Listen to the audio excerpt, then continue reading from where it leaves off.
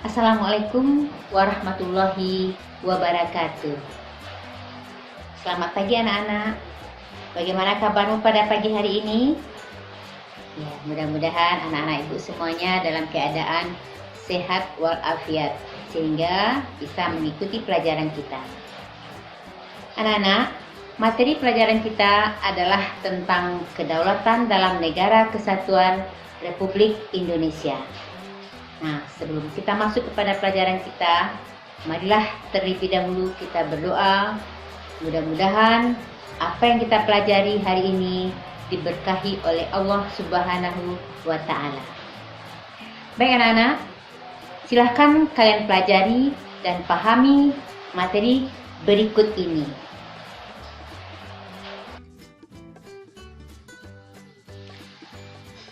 Materi pelajaran bab 3, Kedaulatan dalam Negara Kesatuan Republik Indonesia. Tujuan pembelajaran. Diharapkan setelah anak-anak ibu mempelajari materi ini dapat mendeskripsikan hakikat dan teori-teori kedaulatan.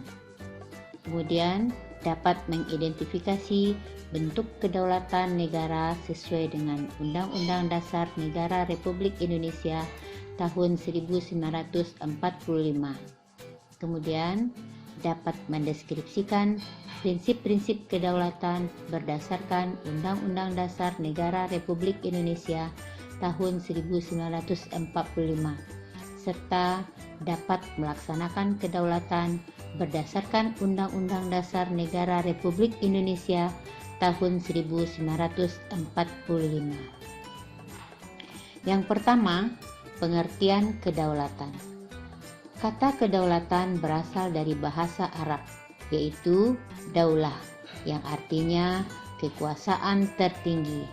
Dengan demikian, kedaulatan adalah kekuasaan tertinggi untuk membuat undang-undang dan melaksanakannya dengan semua cara yang berbeda. Menurut Jean Bodin, ahli tata negara dari Prancis sekitar tahun 1500-an, mengatakan bahwa kedaulatan adalah kekuasaan tertinggi untuk menentukan hukum dalam suatu negara, di mana menurutnya kedaulatan itu memiliki 4 sifat. Yang pertama, asli. Maksudnya, kedaulatan itu tidak berasal dari kekuasaan yang lebih tinggi. 2. Permanen. Kedaulatan itu akan tetap ada selama negara itu masih berdiri. 3.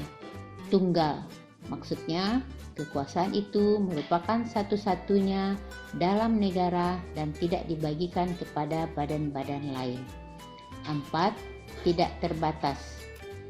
Kekuasaan itu tidak dibatasi oleh kekuasaan lain. Kedaulatan ada 2 bentuk. Yang pertama, kedaulatan ke dalam. Maksudnya, negara berhak mengatur segala kepentingan rakyat melalui berbagai lembaga negara, tanpa campur tangan negara lain. Adapun kedaulatan ke dalam Indonesia yang termuat dalam Undang-Undang Dasar Negara Republik Indonesia tahun 1945 antara lain: 1. Melindungi segenap bangsa Indonesia dan seluruh tumpah darah Indonesia. 2. Memajukan kesejahteraan umum. 3. Mencerdaskan kehidupan bangsa. Kedua, kedaulatan keluar, yaitu negara berhak untuk mengadakan hubungan atau kerjasama dengan negara-negara lain.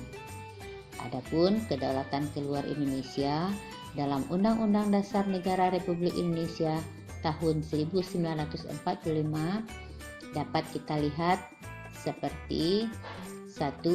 Ikut serta dalam perdamaian dunia yang berdasarkan kemerdekaan, perdamaian abadi, dan keadilan sosial. 2. Presiden dengan persetujuan DPR menyatakan perang, membuat perdamaian, dan perjanjian dengan negara lain. 3. Presiden mengangkat duta dan konsul. Bagaimana anak-anak? Apakah kalian bisa mengerti dan memahaminya? Mudah-mudahan apa yang telah kamu pelajari tadi bisa kamu mengerti dan pahami dengan baik.